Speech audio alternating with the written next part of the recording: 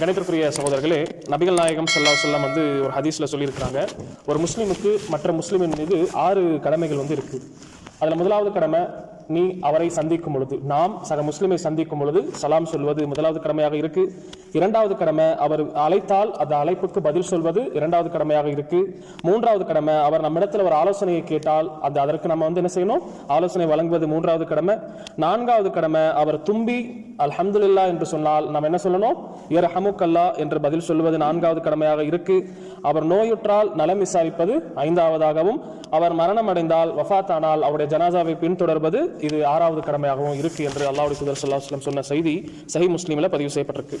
இந்த ஹதீஸ்ல நபி ஸல்லல்லாஹு அலைஹி வஸல்லம் 6 கடமைகளை குறித்து பேசியிருக்கிறாங்க. நம்ம அதை தான் என்ன பண்ணணும்னா கொஞ்சம் விளக்கமாக நம்ம அறிவோம் இன்ஷா அல்லாஹ். நான் சொல்லியிருந்தேன், போன முறை நம்ம கிட்டத்தட்ட பிள்ளைகளுக்கு செய்ய வேண்டிய கடமைகளை பார்த்துட்டு உறவினர்களுக்கு செய்ய வேண்டிய கடமைகளை பார்த்தோம். அதுக்கப்புறம் கணவன் மனைவி சம்பந்தப்பட்ட கடமைகளை பார்க்கலாம்னு சொல்லியிருந்தேன். இன்ஷா அல்லாஹ் அடுத்த உம்ராப்பேட்டை அந்த விஷயங்களை நம்ம பார்ப்போம். இன்று நம்ம இந்த 6 விஷயங்களை பற்றி நம்ம பேசுவோம். ரசூலுல்லாஹ் முதலாவதாக என்ன சொல்றாங்க, நம்ம சக முஸ்லீமை பார்க்கும்போது என்ன செய்யணும், நம்ம சலாம் சொல்லணும். இது பார்த்தீங்கன்னா கடமை, அதாவது ஹுக்கூக்னு சொல்லுவாங்க. கடமைனா வாஜிப் என்ற தரத்தில் இருக்கக்கூடிய கடமை கேட்டா இல்ல, சுன்னத்து முஅக்கதா, அதாவது வலியுறுத்தப்பட்ட ஒரு சுன்னாவாக இருக்கு. இந்த பழக்கம் நமக்குள்ள எப்பவுமே இருக்கணும். ஏன்னா ரசூலுல்லாஹ் ஸல்லல்லாஹு அலைஹி வஸல்லம் சொல்றாங்க, அல்லாஹ்வின் மீது ஆணையாக, நீங்கள் ஈமான் கொள்ளாதவரை சொர்க்கம் நுழைய மாட்டீர்கள், நீங்கள் ஒருவரை ஒருவர் நேசித்துக் கொள்ளாதவரை ஈமான் கொண்டவர்களாக ஆக மாட்டீர்கள், உங்களுக்கு நான் ஒரு விஷயத்தை அறிவித்து தரட்டுமா, நீங்கள் அதை செய்வீர்கள் என்றால் ஒருவருக்கு ஒருவர் நேசித்துக் கொள்வீர்கள். அது என்ன, உங்களுக்கு மத்தியில் சலாத்தை பரப்புங்கள். ஈமான் கொள்ளாத வரைக்கும் சொர்க்கத்துக்கு செல்ல முடியாது, ஒருத்தர் நேசிக்காத வரைக்கும் நம்பிக்கையாளராக ஈமான் கொண்டவர்களாக ஆக முடியாது. எப்படி நேசத்தை உண்டாக்க வேண்டும் என்றால், நேசம் நமக்குள்ள எப்படி உண்டாகும் என்றால் ரசூலுல்லாஹ் ஒரு வழியை சொல்லி தராங்க. என்ன செய்யணும், அதுக்கு நம்ம பார்த்தா சலாம் சொல்லணும். கண்டிப்பாக இதை நம்ம உணரலாம். இப்ப நம்ம ஒருத்தர் வீட்டுக்கு போறோம் அல்லது வழியில் நம்ம போறோம்னா, ஒருத்தர் நம்மளை பாக்குறாருன்னா அவர் எதுவுமே சொல்லாம போறதுக்கும் அதே அவர் நமக்கு சலாம் சொல்றதுக்கும் மத்தியில வித்தியாசம் இருக்கா இல்லையா? கண்டிப்பாக வித்தியாசம் இருக்கு. அவர் நமக்கு சலாம் சொன்னார்னா ஒரு சந்தோஷம் நமக்கு வரும். சக முஸ்லீம் அவர் மாஷாஅல்லாஹ் நம்மளை சார்ந்த ஒரு மக்கள் அப்படின்னு சொல்லி நமக்கு ஒரு சந்தோஷம் ஏற்படும். ஆக இதுதான் நபிகள் நாயகம் ஸல்லல்லாஹு அலைஹி வஸல்லம் நமக்கு சொல்லி கொடுத்திருக்காங்க. ரெண்டாவது என்ன செய்யணும்னா, முந்தி கொண்டு சலாம் சொல்லணும். இதுவும் சிறப்பிற்குரியதாக இருக்கு. பெரியவங்க சிறியவங்க பெரியவங்களுக்கு சலாம் சொல்லணும். வாகனத்துல போறவங்க, அதாவது வெஹிக்கல்ல போறவங்க, நடந்து போறவங்களுக்கு சலாம் சொல்லணும். சிறிய கூட்டம் பெரிய கூட்டத்துக்கு சலாம் சொல்லணும். இதுல சலாத்தினுடைய அந்த ஒழுங்குகளாக இருக்கு. சில நேரத்துல சின்னவங்க பெரியவங்களை பார்த்து சலாம் சொல்லலைன்னா நம்ம என்ன செய்யணும், முந்திக்கணும். அவங்க சொல்லலையா, மறந்துட்டாங்களா, நம்ம என்ன செய்யணும், அவன் சின்ன பையன் அவன் தான் சொல்லணும், அப்படி இல்லை. அவங்க சொல்ல மறந்துட்டாங்கன்னா நம்ம என்ன செய்யணும், அவங்களுக்கு அஸ்ஸலாமு அலைக்கும் அப்படின்னு நம்ம சொல்லிடணும். இந்த சுன்னாவை நம்ம அமல் செய்யணும். ரெண்டாவது பாத்தீங்கன்னா, சலாம் சொல்வது இது வலியுறுத்தப்பட்ட சுன்னத்தை மோக்கதா. ஆனா அந்த சலாத்துக்கு பதில் சொல்வது கட்டாயம். இந்த இதை நம்ம புரிஞ்சுக்கணும். வலைக்கும் ஸலாம் வரஹ்மத்துல்லாஹி வபரகாத்துஹு. இப்ப சலாம் சொன்னாங்க மன்சூர் பாய், அவங்க சலாம் சொல்வது அவங்களுக்கு சுன்னத்தை மோக்கதா, ரசூலுல்லாஹ்வால் வலியுறுத்தப்பட்ட சுன்னா. ஆனா அந்த சலாத்துக்கு பதில் சொல்வது வாஜிப், கட்டாயம். கண்டிப்பாக நம்ம என்ன செய்யணும், அந்த சலாத்துக்கு பதில் சொல்லணும் என்பதை நம்ம புரிஞ்சுக்கணும். நபிகள் நாயகம் ஸல்லல்லாஹு அலைஹி வஸல்லம் சொல்றாங்க, எவரிடம் 3 பண்புகள் ஒன்றாக இருக்கின்றதோ அவருடைய ஈமான் முழுமை அடைந்து விட்டது அப்படின்னு சொல்லிட்டு ரசூலுல்லாஹ் ஸல்லல்லாஹு அலைஹி வஸல்லம் சொல்லி கொடுக்குறாங்க. தனக்கு எதிராக இருப்பினும் நீதியாக நடக்க வேண்டும். நம்ம எப்ப செய்யணும், என்ன எப்படி இருக்கணும், நீதமாக நடக்கணும். எல்லா விஷயத்திலையும் நமக்கு அகைன்ஸ்டா இருந்தாலும் நம்ம அந்த விஷயத்துல நம்ம என்ன செய்யணும், நீதமாக நடந்து கொள்ளணும். உலகெங்கும் சலாத்தை பரப்ப வேண்டும், வறுமையிலும் தர்மம் செய்ய வேண்டும். எப்பவுமே நீதியாக நடக்கணும்.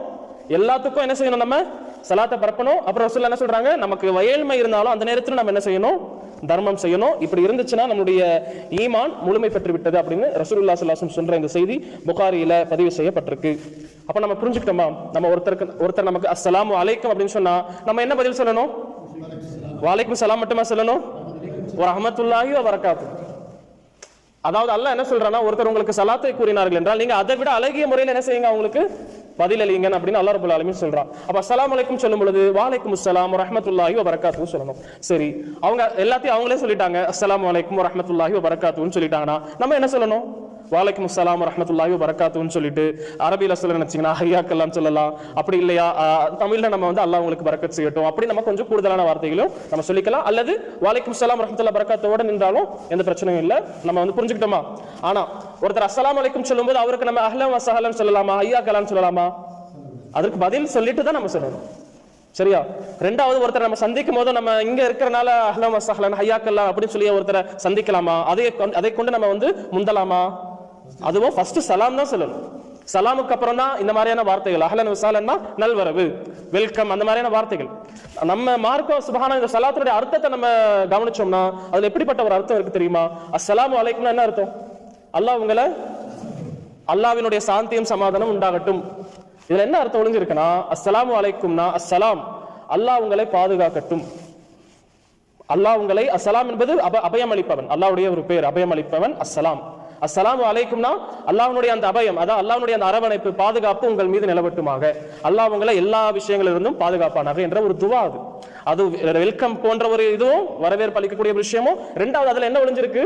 துவாவும் அதுல இருக்கு என்பதை நம்ம பார்த்துக்கணும். ஆக இந்த விஷயத்தை நம்ம கவனத்தில் கொள்ளணும். அல்ஹம்துலில்லாஹ் நம்ம இந்த நாட்டில் இருக்கிறதுனால, நம்ம இந்த நாட்டில் வசிக்கிறதுனால நம்மளுடைய பழக்கம் நமக்கே தெரியாம இந்த ஒரு பழக்கம் நமக்கு வந்துட்டு இருக்கும். அல்ஹம்துலில்லாஹ் முன்னாடி இருந்திருக்கும் சில பேர் இடத்துல இல்லாம இருந்திருக்கும். ஆனா இங்க வந்த பிறகு, பழகின பிறகு இந்த ஒரு நல்ல விஷயம் நமக்கு கண்டிப்பாக கிடைச்சிருக்கும் அப்படின்னு நான் நம்பிக்கை வைக்கிறேன். எல்லாரும் நீங்க எல்லாம் வரும்போது சலாம் தான் சொல்றீங்க, யாருமே இதுல சலாம் சொல்லாத யாருமே இல்லை என்பதை நம்ம பார்க்கிறோம். இங்க மட்டும் இல்ல, எங்குமே எப்பவுமே என்ன செய்யணும்? நம்ம இந்த நல்ல தன்மையை, இந்த நல்ல பண்பை நம்ம கடைபிடிக்கணும் இன்ஷா அல்லாஹ். தயங்கக்கூடாது, வெட்கப்படக்கூடாது. சலாம் சொல்ற விஷயத்துல முந்தி சொன்னோம்னா நமக்கு நன்மை இருக்கு என்பதை கவனத்தில் கொள்ளணும்.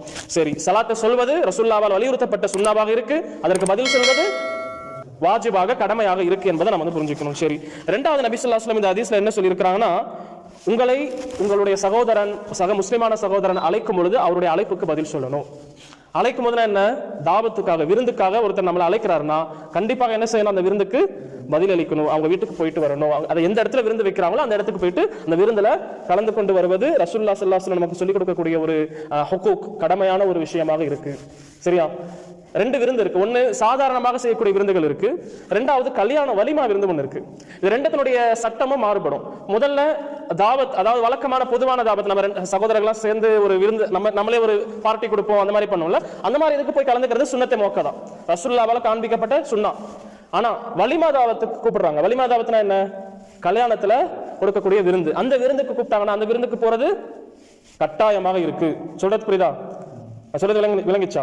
முதல்ல பாத்தீங்கன்னா ஹுக்கூக், அதாவது ரசூலுல்லாஹ் காண்பித்த உரிமைகள் அந்த விஷயத்துல வரும், சுன்னாது.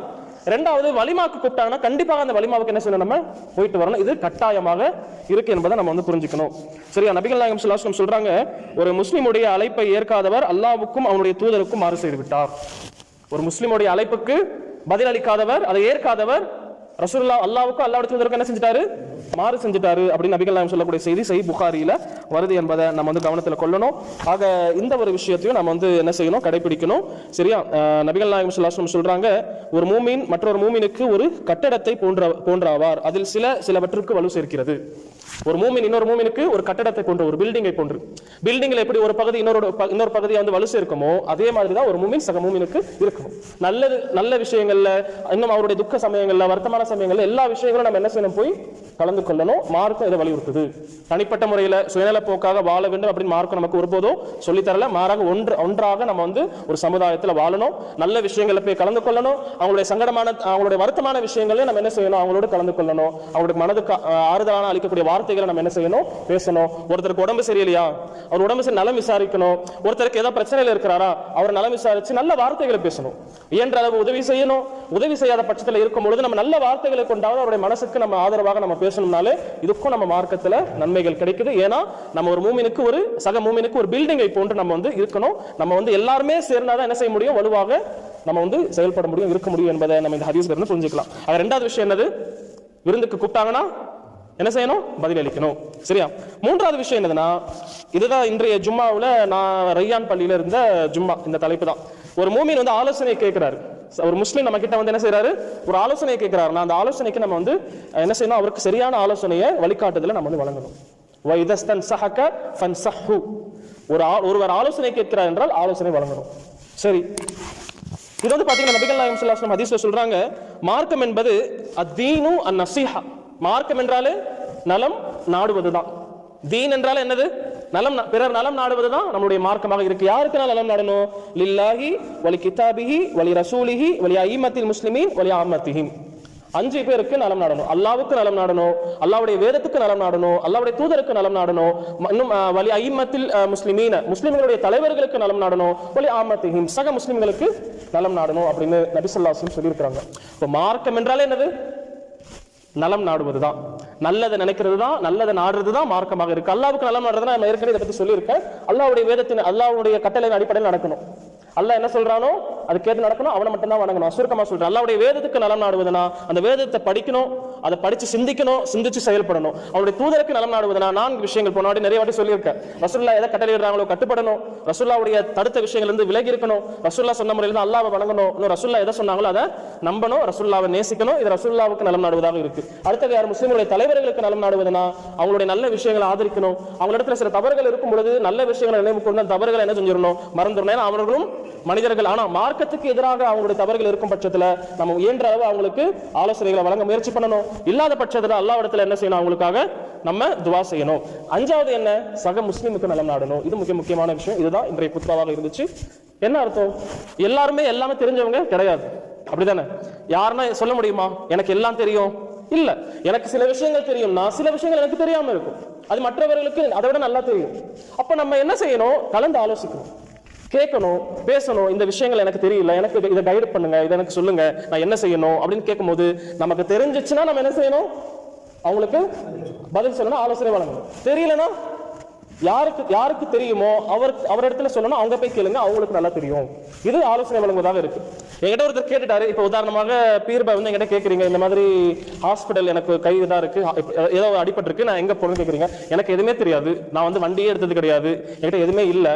நான் வந்து சொல்றேன் இல்ல பக்கத்துல போங்க அப்படின்னு நான் தெரியாத ஒரு இடத்த சொல்லி அவங்க போய் கஷ்டம் ஏற்பட்டு யாருக்கு கஷ்டம், கடைசியில யார் ஆலோசனை கேட்டாங்களோ அவங்களுக்கு தான் கஷ்டம் இல்ல.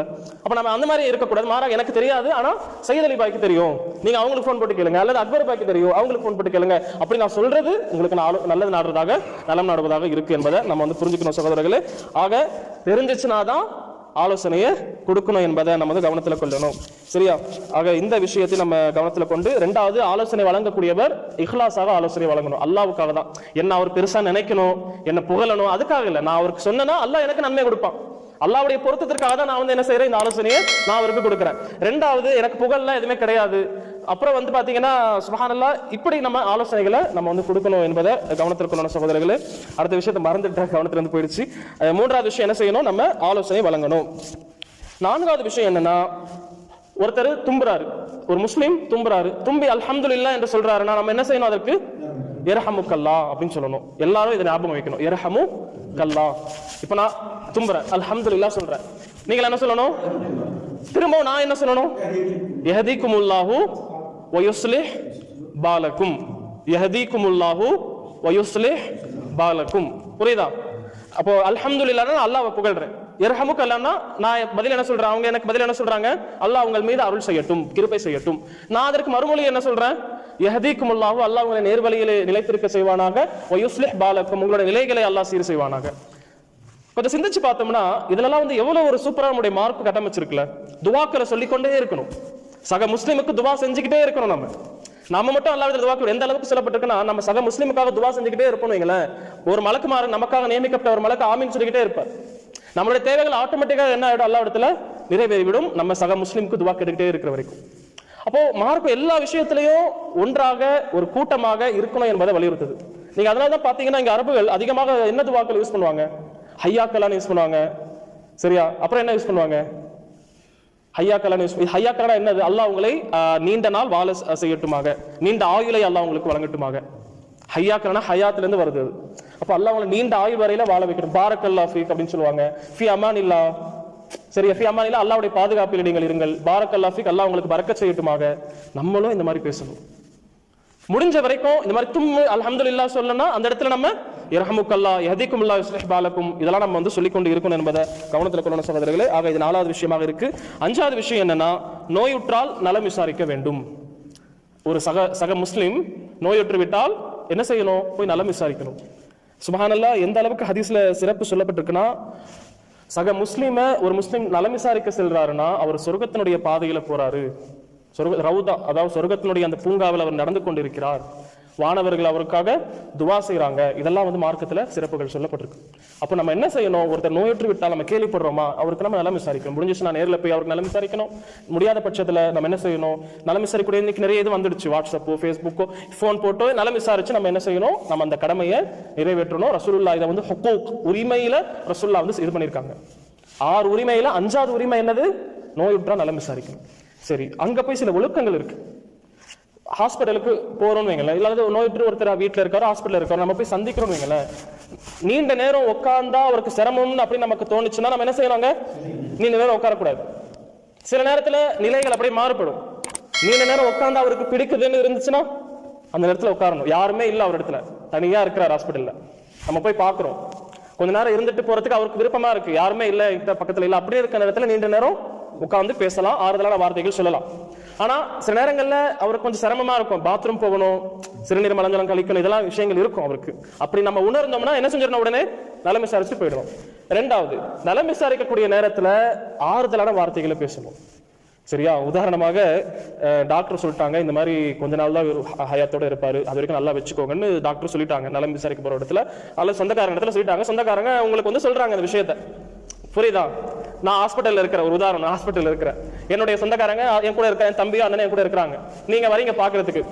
அப்போ என் தம்பி என்ன சொல்றேன்னா, இன்னும் கொஞ்ச நாள் தான் இருப்பாருன்னு டாக்டர் சொல்லிட்டாங்க, அது வரைக்கும் சந்தோஷமா வச்சுக்கணும், நல்லா பாத்துக்கணும் அப்படின்னு சொல்லிட்டாங்க.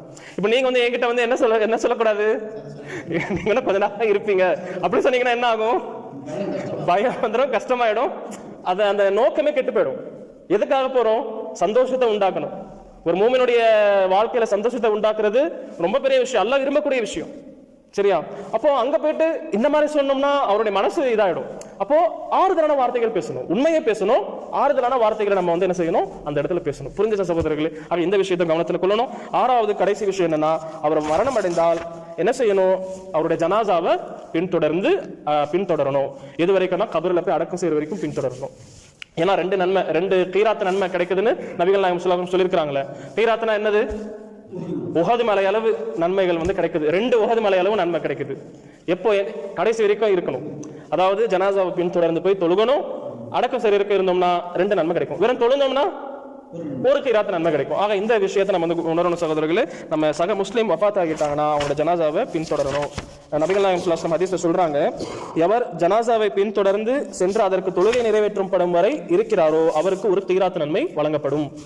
எவர் அந்த மையத் அடக்கம் செய்யப்படும் வரை கலந்து கொள்கிறாரோ அவருக்கு 2 கீராத் நன்மை வழங்கப்படும். நபிகள் நாயகம் ஸல்லல்லாஹு அலைஹி வஸல்லம் அப்படி சொல்லும்போது சஹாபாக்கள் கேட்கிறாங்க, கீராத் என்றால் என்ன அப்படின்னு கேட்கும்போது ரசூலுல்லாஹ் சொல்றாங்க, அது 2 பெரிய மலைகளுக்கு ஒப்பானது. 2 கீராத்னா என்ன, 2 பெரிய மலைக்கு ஒப்பானதுன்னு சொல்றாங்க. இன்னொரு ஹதீஸ்ல வருது உஹது மலை அளவு, அது வந்து அதுக்கு ஈடானது அப்படின்னு நபிகள் நாயகம் சொல்லக்கூடிய செய்தி இந்த செய்தியில வருது. அப்போ நம்ம இதெல்லாம் உணர்ந்து இன்ஷா அல்லாஹ் என்ன செய்யணும், இந்த கடமைகளை உரிமைகளை நம்ம பின்பற்றணும். முதலாவது விஷயம் என்ன, நம்ம ஒரு சக முஸ்லீமை சந்திக்கும் பொழுது சலாம் சொல்லணும். 2வது விஷயம் என்ன, அவர் அழைத்தால் அழைப்புக்கு பதிலளிச்சு விருந்துக்கு போகணும். 3வது விஷயம் என்ன, ஆலோசனை கேட்டா ஆலோசனை வழங்கணும். அவர் தும்பி அல்ஹம்துலில்லாஹ் அப்படின்னு சொன்னா இரஹமுக்கல்லாஹ் சொல்லணும். அதற்கு நம்ம என்ன செய்யணும், யஹ்திகுமுல்லாஹு வ யுஸ்லிஹ் பாலக்கும் அப்படின்னு நம்ம பதில் சொல்லணும். 5வது விஷயம் என்ன, அதுக்கு முன்னாடி ஜனாசா மௌத்தாரத்துக்கு முன்னாடி என்ன வரும், நோய்வாய்ப்பட்டால் விசாரிக்கணும். அதுக்கப்புறம் ஜனாசா அவர் மஃபாத் ஆயிட்டாருன்னா ஜனாசா பின்தொடர்ந்து கடைசி வரைக்கும் அந்த கலந்துக்கணும். 2 நன்மை நமக்கு கீராத் நன்மை கிடைக்கும் இன்ஷா அல்லாஹ். ஆக இந்த விஷயங்களை கவனத்தில் கொண்டு நம்ம செயல்படுவோம். அல்லாஹ் சுப்ஹானஹு வ தஆலா அதற்குரிய பாக்கியத்தை நமக்கு தந்தருவானாக. வாக்குறு தவானா அல்ஹம்துலில்லாஹி ரப்பில் ஆலமீன்.